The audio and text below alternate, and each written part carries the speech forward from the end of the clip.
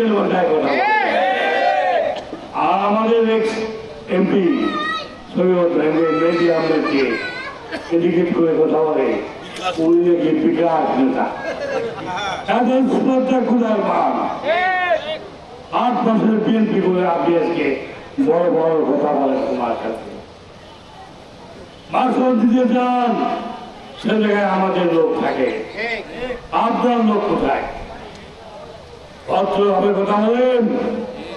এমন কোন শক্তি নাই দুনিয়াতে আমরা কারো থেকে ভয় করি, একমাত্র আল্লাহ আছে।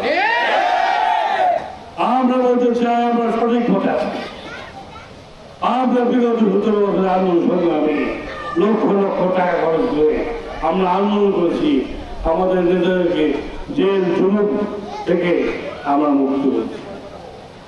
এত বড় বড় লোক কোথায় হলেন, কেমন করে বলেন? আপনার বাপের নাম তো একটা লোক জানেন।